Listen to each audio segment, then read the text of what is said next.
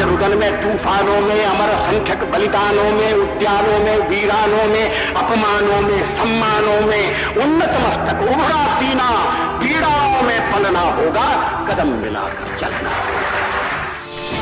अपने प्राणों से राष्ट्र बड़ा होता है, हम मिटते हैं तब राष्ट्र खड़ा होता है। इसी संकल्प के साथ शुरू होती है भाजपा और उसके करोड़ों कार्यकर्ताओं की यात्रा।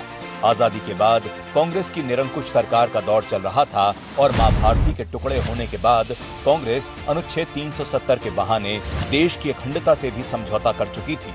लेकिन राष्ट्रवाद के लिए डॉक्टर श्यामा प्रसाद मुखर्जी जी ने सत्ता को भी ठोकर मार दी और एक देश में दो निशान, दो विधान और दो प्रधान के खिलाफ संघर्ष करते हुए अपने प्राणों का बलिदान दे दिया। देश में करोड़ों लोग दो वक्त की रोटी के लिए संघर्ष कर रहे थे और कांग्रेस की सरकार चीन के सैनिकों के लिए चावल भेज रही थी।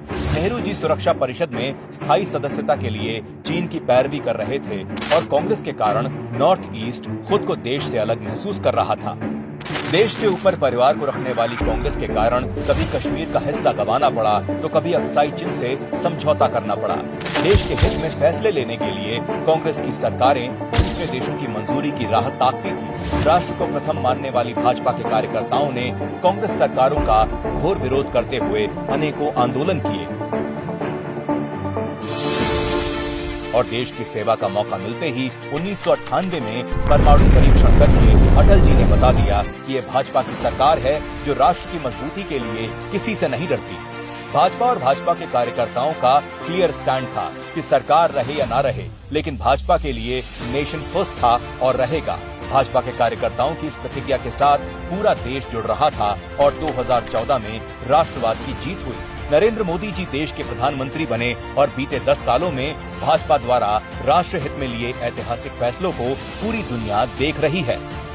देश की सीमाओं को अभेद बनाते हुए मोदी सरकार ने हजारों फीट की ऊंचाई पर भी सड़क और सुरंगों का निर्माण करके सैनिकों एवं हथियारों की पहुंच को आसान बना दिया है।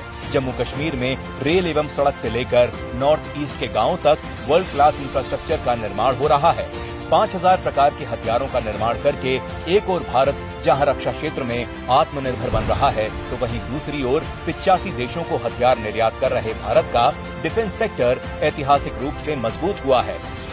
बड़ा लक्ष्य अपने साथ बड़ा संघर्ष लेकर आता है जिसे त्याग और प्रयासों के पसीने से सींचना पड़ता है और भाजपा के राष्ट्र प्रथम के प्रण ने भारत को जिन ऊंचाइयों पर पहुंचाया है उसमें भाजपा के करोड़ों कार्यकर्ताओं का अमिट योगदान है।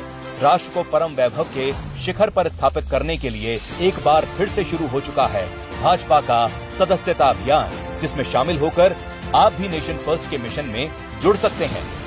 भाजपा का सदस्य बनने के लिए 8800002024 पर मिस्ड कॉल करें।